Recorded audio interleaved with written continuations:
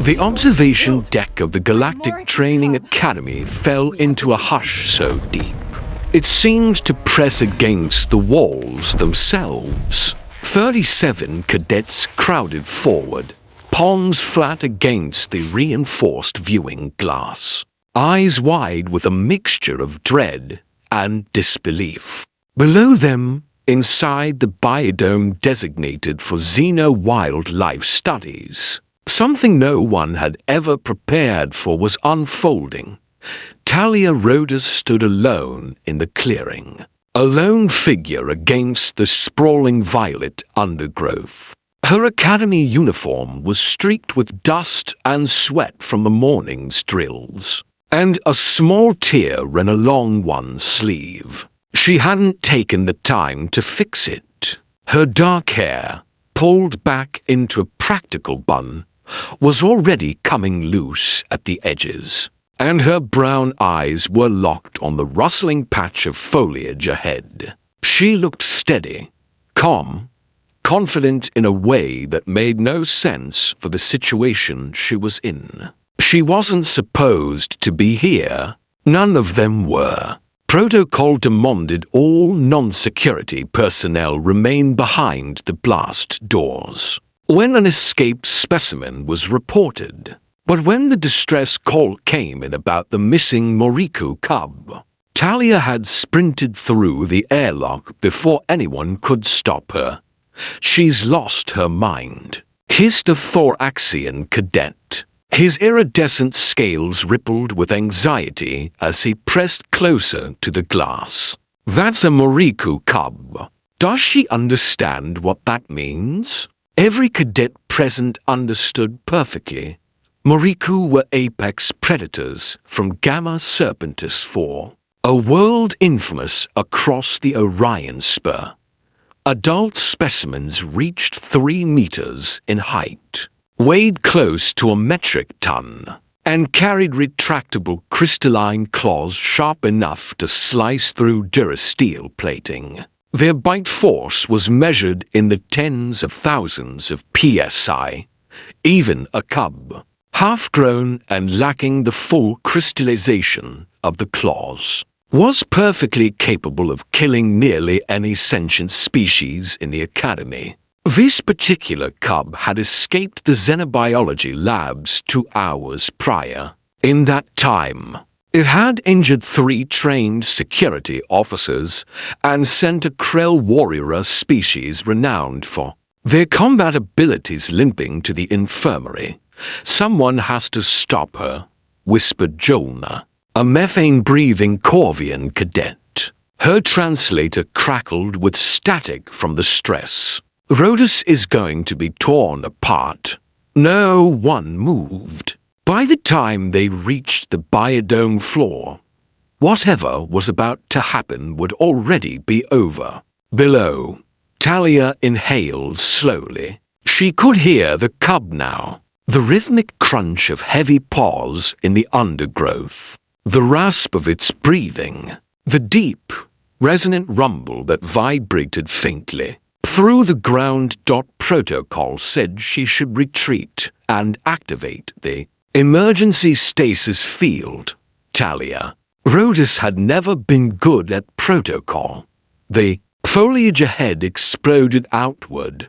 The Moriku cub burst into the clearing in a spray of purple leaves. It was already the size of an earth lion, but bulkier, heavier, its midnight black fur shimmering with shifting bioluminescent patterns that traced along its frame, like living constellations. 6 eyes, arranged into symmetrical rows across an elongated skull, fixed on Talia with chilling precision.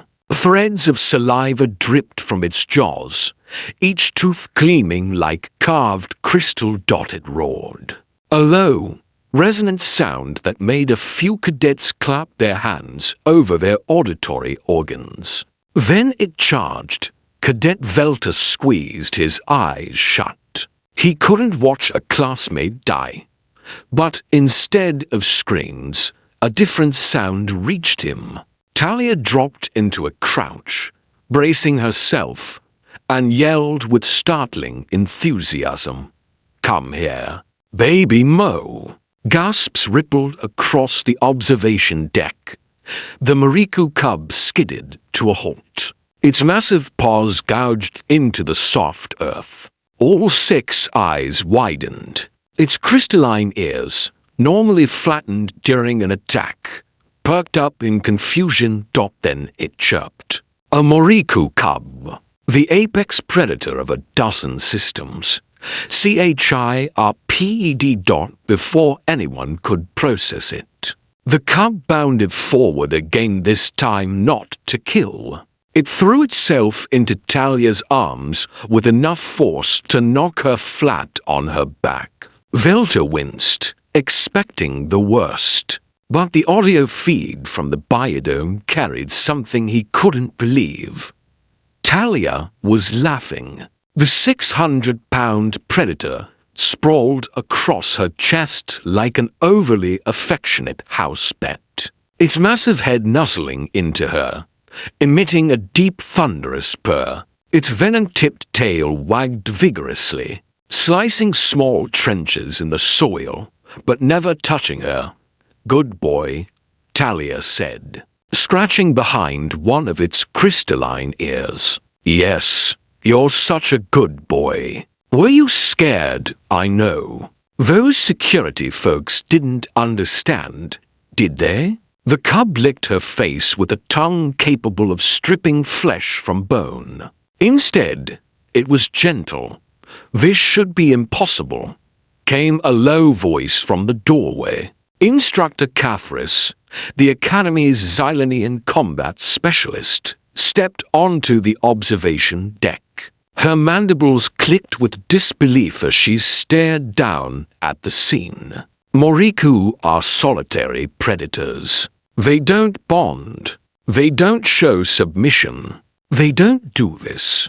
But Talia was already rolling the cub onto its back, scratching along the softer fur of its underside. A Moriku exposing its belly was unheard of. Yet the creature wriggled and kicked its legs like an earth puppy, bioluminescent markings pulsing with soft waves of contentment. A small voice piped up. Cadet Pixel, the youngest and most nervous of the research track students. I think I understand," he said. "Rhodess is from Earth. Earth is a Class 7 death world. Humans evolved next to apex predators, and instead of avoiding them, they domesticated them, turned them into companions. They call them pets." Cathris stared at him. "Pets? Yes, instructor.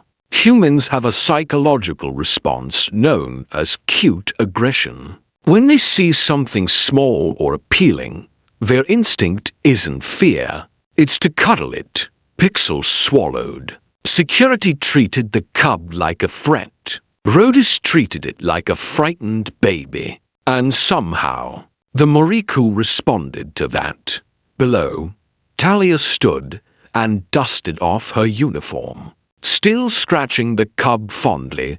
"Come on, baby Mo," she said gently. "Let's get you back somewhere safe. There'll be food and toys. Doesn't that sound good?" The cub chirped again, pressing itself against her leg as she led it toward the airlock like an oversized, bioluminescent puppy. The observation deck remained silent long after the airlock doors slid shut behind them. Finally, Velta voiced what everyone was thinking. "Humans are terrifying." Cathris's mandibles clicked again as she watched Talia disappear from view. "No, Cadet," she said softly. "Humans are something far more dangerous than terrifying." She paused. "They're compassionate, and apparently nothing in the galaxy is immune to it."